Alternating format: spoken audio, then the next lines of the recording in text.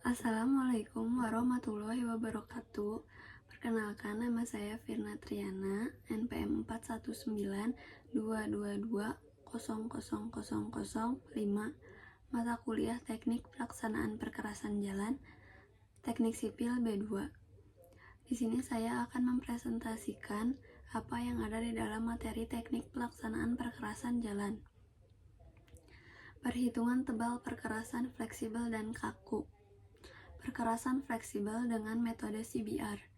Contoh soalnya, sebuah jalan akan dibangun dengan lalu lintas rencana sebesar 5 juta esal selama umur rencana.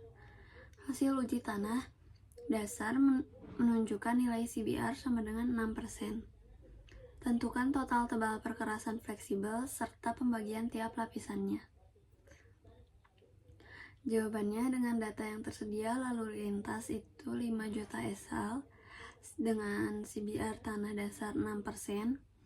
Langkah perhitungannya yang pertama, berdasarkan grafik desain, total tebal perkerasan yaitu 60 cm. Pembagian lapisannya, lapisan aus 5 cm, lapisan antara 7 cm, lapisan pondasi atas 15 cm, dan lapisan pondasi bawah 33 cm. Pembagian lapisan perkerasan fleksibel. Struktur perkerasan fleksibel biasanya dibagi menjadi 4 lapisan utama. Yang pertama, lapisan aus. Fungsinya kontak langsung dengan lalu lintas, tahan aus dan cuaca. Contoh materialnya aspal konkrit. Ketebalan umumnya 4-5 cm. Yang kedua ada lapisan antara. Fungsinya menahan tegangan geser dan distribusi beban. Contoh materialnya binder course. Ketebalan umumnya 6-8 cm. Yang ketiga ada lapisan pondasi atas. Fungsinya menyalurkan beban ke lapisan bawah dan tahan deformasi. Contoh materialnya aspal base. Dan ketebalan umumnya 10-20 cm. Yang keempat ada lapisan pondasi bawah. Fungsinya menyebarkan beban ke tanah dasar dan menahan kelembapan. Contoh materialnya, material granular atau batu pecah dan ketebalan umumnya 20-40 cm.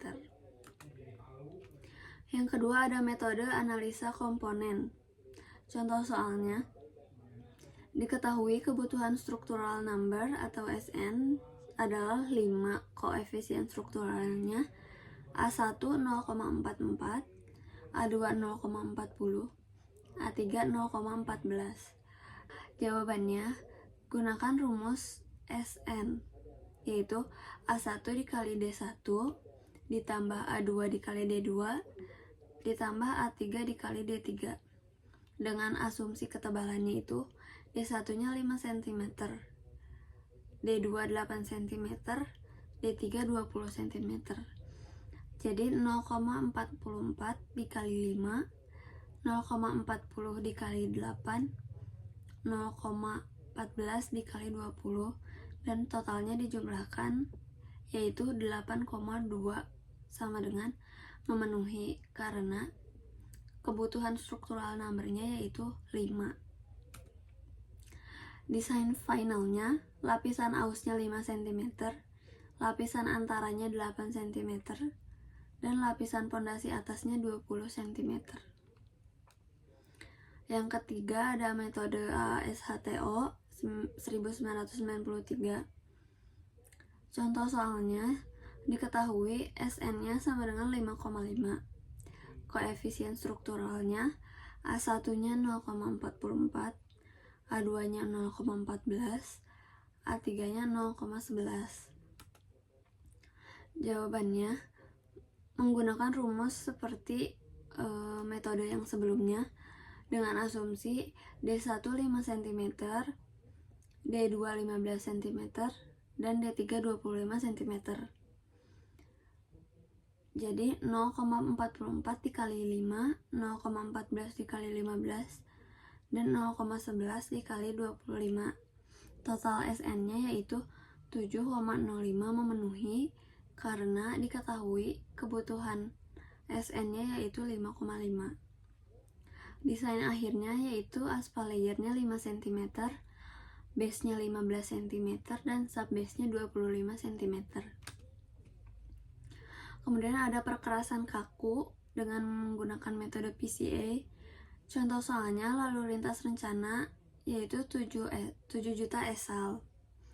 Modulus reaksi tanah dasarnya yaitu 50 PCI dan MR-nya 4,5 MPa. Jawabannya yaitu tebal slab beton berdasarkan grafik desain PCA yaitu 25 cm.